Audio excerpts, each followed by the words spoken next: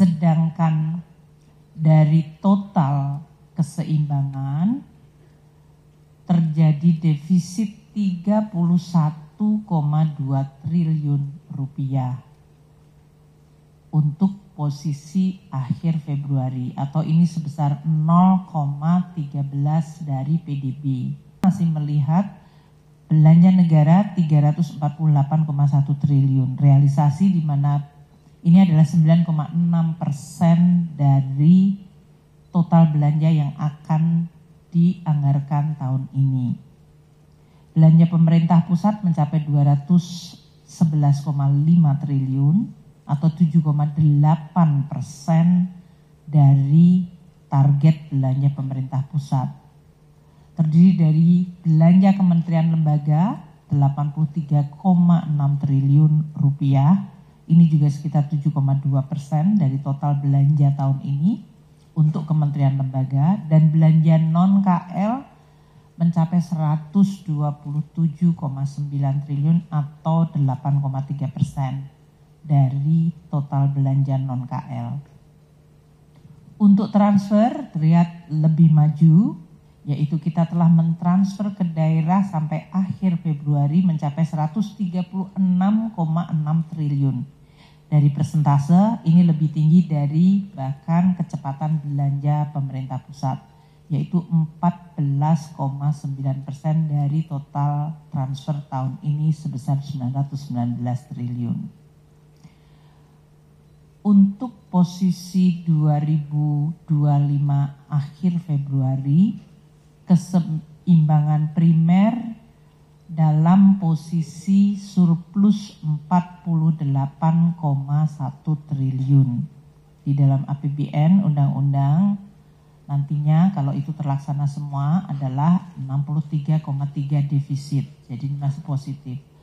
Sedangkan dari total keseimbangan terjadi defisit 31,2 triliun rupiah untuk posisi akhir Februari, atau ini sebesar 0,13 dari PDB. Saya ingatkan kembali kolom sebelahnya, APBN didesain dengan defisit 616,2 triliun. Jadi ini defisit 0,13%, tentu masih di dalam target desain APBN sebesar 2,53% dari PDB, yaitu 616,2 triliun rupiah. Sampai dengan akhir Februari, pembiayaan anggaran tercapai 220,1 triliun rupiah. Ini artinya 2 bulan pertama kita telah merealisir pembiayaan cukup besar, 35,7%. Implisit ini berarti ada perencanaan dari pembiayaan yang cukup front loading, artinya issuance-nya di awal cukup besar. Nanti Pak Tommy menjelaskan. Saya akan memulai dengan kondisi ekonomi sebelum nanti akan diteruskan oleh para wamen untuk pendapatan belanja dan pembiayaan. Seperti saya sampaikan tadi, dunia mengalami perubahan yang sangat besar, sangat signifikan. Kalau kita sebutkan the new economic order, yaitu sebuah order ekonomi global yang tidak lagi mengikuti pakem selama hampir 50 tahun ke belakang atau lebih bahkan.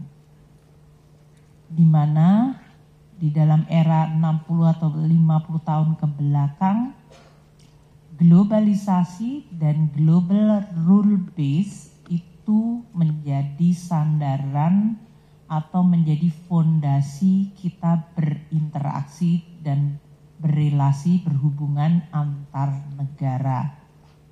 Ini karena sesudah Perang Dunia Kedua, masa-masa di mana kemudian semua negara bersepakat, yuk kita bikin sebuah global order yang berdasarkan sebuah rule base. Itu dari mulai United Nations, kemudian memunculkan WTO, IMF World Bank, dan kemudian berbagai kesepakatan antar negara dari sisi perdagangan, investasi, yang semuanya tujuannya adalah agar hubungan antar negara berdasarkan suatu aturan dan kepastian, tidak didasarkan pada aksi sepihak.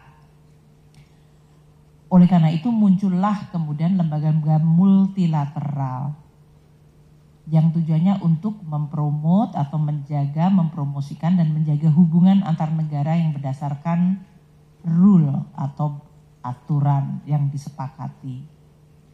Semenjak munculnya sekarang ini Presiden Trump di versi yang kedua 2.0, unilateralism atau aksi sepihak dari suatu negara yang kebetulan merupakan negara terbesar dan terkuat di dunia menjadi dominan. Ini menjadi the rule of the game. Jadi yang tadinya rule based multilateral sekarang adalah tergantung dari unilateral dari negara, dan kalau negara ini karena kuat dan dominan dia bisa mengatur aturan sesuai dengan kehendak dan kepentingan dari negara tersebut. Kebetulan ini adalah negara terbesar Amerika Serikat yang selama ini Amerika adalah promotor dan pendukung dari berbagai multilateralism. Sekarang Amerika meninggalkan multilateralism menjadi unilateral approach. Pertemuan G20 yang terakhir di Afrika Selatan di antara Menteri-Menteri Keuangan yang dihadiri oleh Pak Wamentommy, nanti mungkin juga bisa dijelaskan, menggambarkan situasi tersebut.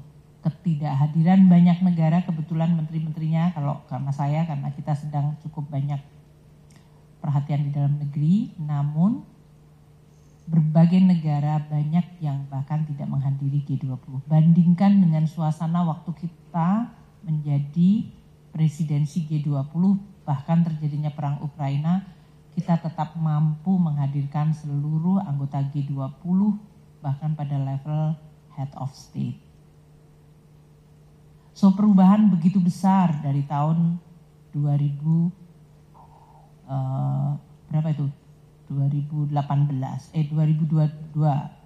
ke sini gitu ya. Suatu perubahan hanya dalam waktu kurun 3 tahun telah mengubah sebuah orde dunia.